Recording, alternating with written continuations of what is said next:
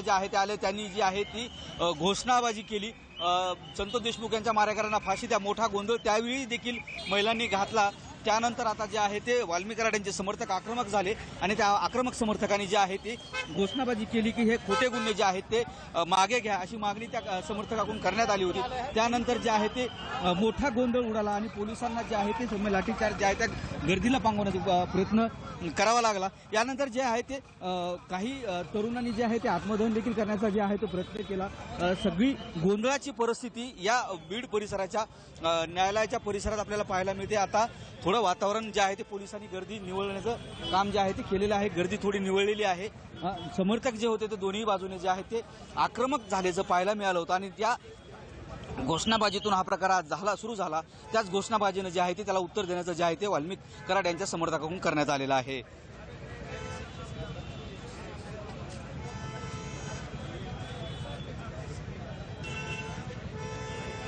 सगळं जर बघितलं तर कोर्ट परिसरात ही सगळी परिस्थिती आहे। या बाजूला जर बघितलं तर पोलिसांनी आता जो आहे तो बंदोबस्त जो आहे तो मेन याच्यावरती वाढवलेला आहे। मेन याच्यावर पोलिसांनी बंदोबस्त सुरू ठेवलेला आहे। पुढील गर्दी जी आहे ती हटवण्याचं काम देखील जे आहे ते पोलीस करताना दिसत आहेत आणि बघतो की गाड्या सुद्धा आता जे पोलीस आहेत ते एक एक बाहेर करण्याचं काम करतात। मोठा पोलीस बंदोबस्त जे आहे ते या परिसरात वाढवण्यात आलेला आहे। सगळी एकूण गोंधळाची परिस्थिती पाहिल्यानंतर जे आहे ते की पोलीस आता यांना जे आहे ते गाड्या इथल्या ज्या आहेत कोर्टातील सगळ्या एसआयटीच्या अधिकाऱ्याची टीम आता आपण बघतोय की कोर्टाच्या बाहेर पडताना दिसत आहे।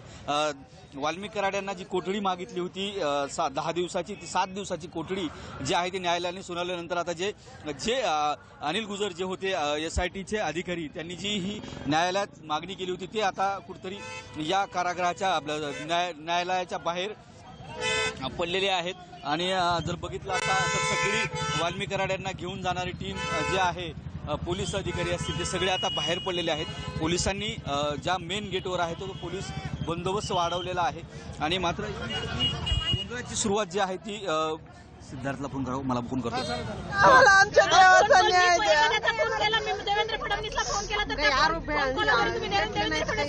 तुम्ही किती वेळापासून उपोषणाला बसलाय आंदोलनाला? 8 वाजल्यापासून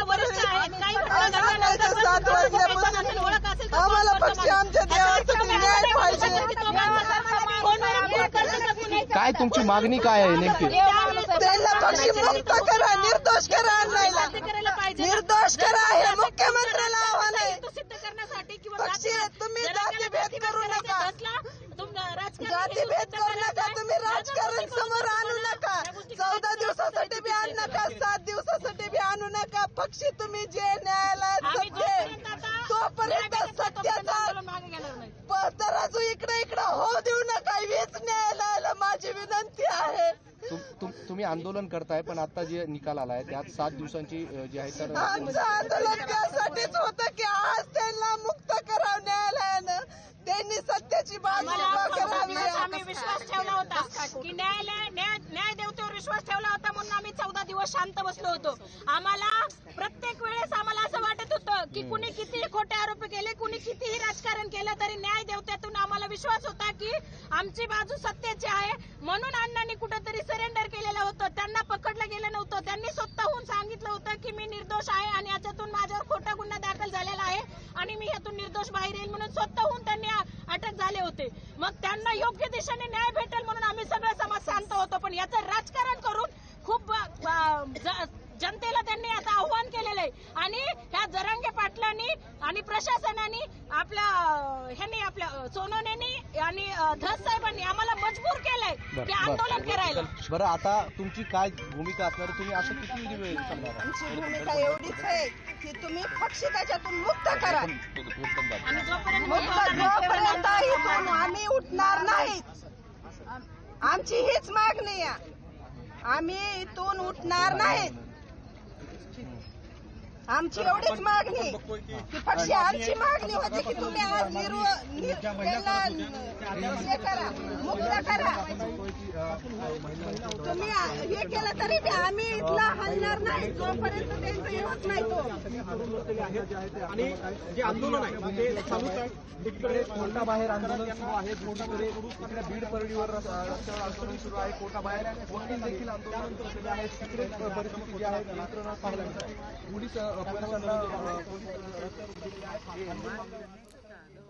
या क्षणाची आपण मोठी बातमी बघतो. बीड जिल्ह्यातील मस्साजोग गावचे सरपंच संतोष देशमुख यांच्या हत्या प्रकरणाचे सूत्रधार असल्याचा ठपका असलेल्या वाल्मिक कराडबाबत मोठी बातमी समोर येते. वाल्मिक कराडवरती मकोका अंतर्गत गुन्हा दाखल केल्यानंतर आज कराडला न्यायालयाने पुन्हा एकदा मोठा झटका दिलेला आहे. बीड न्यायालयाकडून वाल्मिक कराडला आज 7 दिवसांची पोलीस कोठडीची मान्यता देण्यात आलेली आहे. एसआयटी तर्फे तपास अधिकारी अनिल गुजर यांनी आज संपूर्ण तपासाची माहिती देत युक्तिवाद केलेला आहे.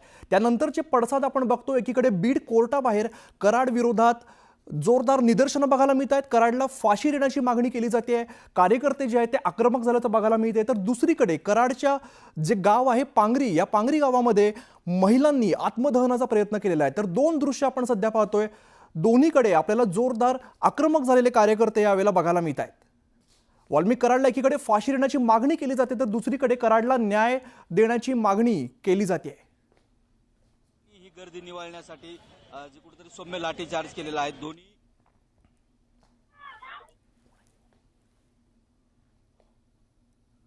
तर आमचे प्रतिनिधी सुरेश जाधव सध्या आपल्या सोबत आहेत. सुरेश, आत्ताची काय परिस्थिती आहे? सध्या कार्यकर्ते आपण आक्रमक झाल्याचं बघितलेलं होतं. पांगरी गावामध्ये ज्या महिला आहेत त्या आक्रमक झालेल्या आहेत आणि त्यांची मागणी आहे की नेमकं वाल्मिक कराडांच्या संदर्भामध्ये ज्या पद्धतीने मुक्काचा गुन्हा दाखल करण्यात आला तो रद्द करण्यात यावा आणि जे खोटे गुन्हे दाखल केले ते देखील मागे घेण्यात यावेत.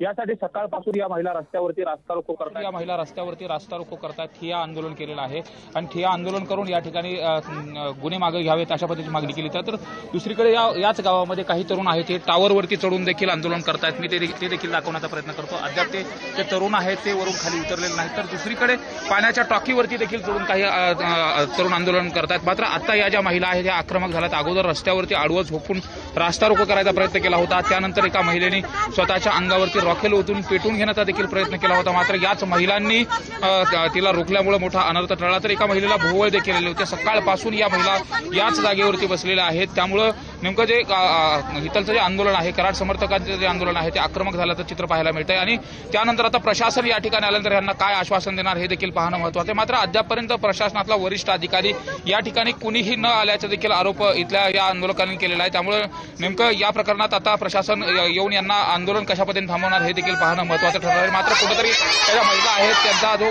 संताप आहे तो संताप व्यक्त करतात. विशेष म्हणजे ज्यावेळी कोर्टाचा निकाल आला त्यानंतर 7 दिवसाची पोलीस तुकडी ज्यावेळेस त्यांना समजली त्यानंतर मात्र या महिला परत आक्रमक झाल्या. काय सांगाल नेमकं आक्रमक झाल्या 7 दिवसाची आता जर आम्हाला अर्ध्या तासाच्या आत प्रशासनाच्या इथं माणसं येऊन आम्हाला जर न्याय नाही दिला, आमचा जर मान्य नाहीत केल्या आमच्या सगळ्या मागण्या, तर आम्ही रस्ता रोको करून परत एकही आम्ही काहीही कुठल्याही स्टेजला जाण्याची आमची तयारी आहे. परत आम्ही हटणार नाही. तुम्हाला काय आमच्याकडून दाखल करायचं ते करा. परत आम्ही शांत बसणार नाहीत. आम्ही अर्धा तास आणखी वाट बघणार आहेत आणि त्याच्यानंतर ह्याच्यापेक्षा आक्रमक आम्ही आंदोलन करणार आहेत. आपण पाहतो या पद्धतीने या महिला आहेत ह्या आक्रमक झालेल्या आहेत आणि त्यांच्या जो आक्रमक प्रतिक्रिया आहे त्यावरून दिसतंय की आंदोलनामध्ये या बसलेल्या महिला सकाळपासून बसलेल्या आहेत आणि त्या आता आक्रमक पवित्रा घेतलेला आहे की जोपर्यंत या गुन्हे मागे घेतले जाणार आहेत तोपर्यंत उठणार नाही. मात्र आता प्रशासन कशा पद्धतीने यामध्ये आता या महिलांची समजूत काढतं हे देखील पाहणं महत्त्वाचं ठरणार आहे. निश्चित सुरेश, आपण दृश्यांमध्ये बघतो महिलांची मोठ्या प्रमाणात खरं तर संख्या यावेळेला बघायला मिळते. जितक्या संख्येने पुरुष आहेत तितकेच महिला सुद्धा बघायला मिळत आहेत. तुम्ही जेव्हा या कार्यकर्त्यांची बातचीत केली त्यावेळेला त्यांची नेमकी भूमिका काय आहे, काय मागणी केली जाते त्यांच्याकडून?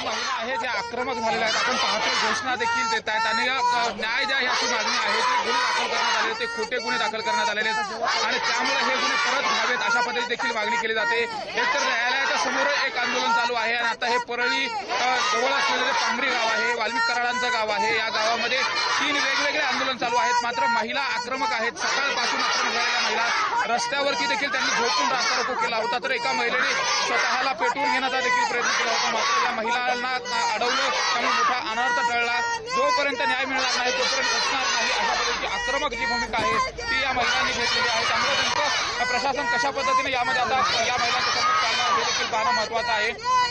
बऱ्याच वेळापासून या महिला याच जागेवरती बसलेल्या आहेत. जोपर्यंत न्याय मिळणार नाही तोपर्यंत उठणार नाही. मुख्यमंत्र्यांनी मोक्याचा जो काही कायदा आहे त्या संदर्भात पुनर्विचार करावा, जो वाल्मीकरणावरती लागू करण्यात आलेला आहे तो देखील मागे यावा, अशा पद्धतीची मागणी या महिलांकडून केली जाते. न्याय द्या, न्याय द्या, न्याय द्या, न्याय द्या. कोण म्हणताय देत नाही, कोण म्हणताय देत नाही. सुरेश, आपण काल सुद्धा बघितलं होतं, कालचा दिवस सुद्धा खरं तर या आंदोलनाने गाजलेला होता आणि आज सुद्धा काहीशी तशीच परिस्थिती बघायला मिळते. पोलीस बंदोबस्त किती दिसतोय, पोलिसांची संख्या काय आहे? पांगरी गावामध्ये जे आंदोलन सुरू आहे या ठिकाणी आपण पाहतोय अशा पद्धतीने लोक आहेत. मात्र या ठिकाणी पोलीस प्रशासन जे आहे ते पोलीस प्रशासनाचे जे अधिकारी किंवा कर्मचारी आहेत या ठिकाणी पाहायला मिळत नाहीत. ज्या महिला या ठिकाणी अंगावरती रॉकेल ओतून पेटवायचा प्रयत्न करतात त्यांना रोखण्यासाठी इथं महिला लेडीज कॉन्स्टेबल असायला पाहिजे होता, तो देखील नाही आहे. विशेष म्हणजे इथं एवढ्या मोठ्या संख्येने लोक देखील या ठिकाणी उभा आहेत आणि रस्त्यावरती अशा पद्धतीने ठिय्या आंदोलन केलेलं आहे. मात्र प्रशासनातले जे अधिकारी इथं असायला पाहिजे होते, महिला अधिकारी असायला पाहिजे होत्या, त्या पद्धतीने इथं असलेल्या पाहायला मिळत नाहीत. त्यामुळे एकंदरीतच आता ही जी परिस्थिती आहे ही हाताळण्यासाठी प्रशासनाचा अधिकारी इकडे येणार का हे देखील पाहणं महत्त्वाचं आहे. मात्र वाल्मिक कराड यांचं जे काही गाव आहे त्या गावातील जे नागरिक आहेत ते आक्रमक झालेले आहेत. सकाळपासून टावरवरती चढून देखील आंदोलन सुरू आहे, तर दुसरीकडे रस्त्यावरती अशा पद्धतीने ठिय्या केलेला आहे. पाण्याच्या टाकीवरती चढून देखील काही तरुण आंदोलन करतायत. त्यामुळे हे आक्रमक झालेले जे पांगरी गावातील गावकरी आहेत त्यांची समजूत कशा पद्धतीने काढली जाणार, कारण वाल्मिक कराड यांना आता 7 दिवसाचा जो काही CID कोठडी मिळालेली आहे त्यानंतर मात्र हे जे गावकरी आहेत ते जास्तीचे आक्रमक झाल्याचं देखील आपल्याला या ठिकाणी पाहायला मिळत आहे. जे आपण दृश्यांमध्ये बघतोय, कराडला जेव्हा कोठडी सुनावण्यात आली तेव्हा कोर्टाबाहेर सुद्धा प्रचंड प्रमाणात राडा बघायला मिळाला, तर दुसरीकडे कराडला न्याय मिळावा यासाठी सुद्धा अनेक महिला आक्रमक झाल्याचं आपल्याला बघायला मिळत आहे. आत्मदहनाचा प्रयत्न सुद्धा काही वेळापूर्वी झालेला होता. काल सुद्धा आपण बघितलं, कालचा दिवस सुद्धा खरं तर याच आंदोलनाने गाजलेला होता. आजच्या दिवशी सुद्धा कार्यकर्ते तितकेच आक्रमक झाल्याचं आपल्याला बघायला मिळतात. आज संतोष देशमुख हत्या प्रकरणातून दोन्ही बाजूचे जे कार्यकर्ते ते आमने सामने आल्याचं आपल्याला बघायला मिळत आहे. कराडला जेव्हा 7 दिवसांची पोलीस कोठडी सुनावण्यात आली त्यावेळेला सुद्धा कार्यकर्त्यांनी कराड विरोधात जोरदार घोषणाबाजी केली होती. संतोष देशमुखांचे जे कार्यकर्ते होते त्यांच्या वतीने फाशी द्यावी, कराडला फाशी व्हावी यासाठी जोरदार घोषणाबाजी करण्यात आली. तर दुसरीकडे आपण दृश्यांमध्ये बघतोय अनेक महिला आपल्याला रस्त्यावरती थांबलेल्या बघायला मिळत आहेत. त्या ठिकाणी कराडला न्याय मिळावा या मागणीसाठी अनेक महिला रस्त्यावरती आल्याचं आपल्याला बघायला मिळतंय. 2 दृश्य सध्या आपल्या समोर आहेत. एकीकडे कराडच्या फोटोला चपलांचा मार दिला जातो, तर दुसरीकडे कराडला न्याय मिळावा यासाठी अनेक महिला रस्त्यावरती उतरल्याचं आपल्याला बघायला मिळत आहे. जसा कालचा दिवस आंदोलनाने गाजला होता तसा आजच्या दिवशी सुद्धा अनेक घडामोडी सकाळपासून आपण घडताना बघतोय. ही काही दृश्य